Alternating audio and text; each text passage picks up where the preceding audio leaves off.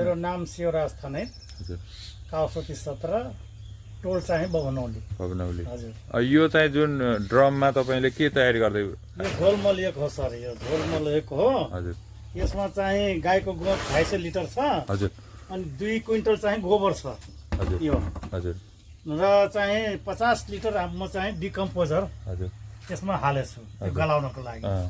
जुन अब त्यो पाकेको मल हुन्छ नि सर, हजुर त्यो अब डल्ला परेको हुन्छ के अरे हो हैन, धेरै सुक्यो भने त्यो एकदम साह्रो हुन्छ। त्यो साह्रोलाई गलाउनको लागि त्यो डिकम्पोजर चाहिँ हाल्छु र त्यसले गलाइदिन्छ।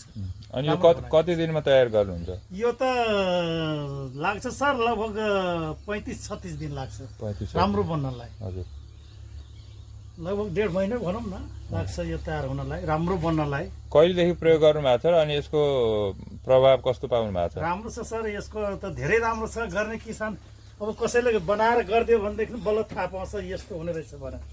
हुन्छ अब म चाहिँ अब म गर्नेले यस्तो छ भनेर चाहिँ भन्न अलिकता कस्तो कस्तो हुन्छ, तर किसानहरूले आफै बनाएर हेरुन् न कस्तो हुने रहेछ यसको परीक्षण।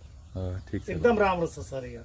यो मलले हामीलाई चाहिँ नाइट्रोजन जुन युरिया छ नि, यो चाहिँ धेरै राख्नै पर्दैन बिरुवामा, यो भए पुग्छ।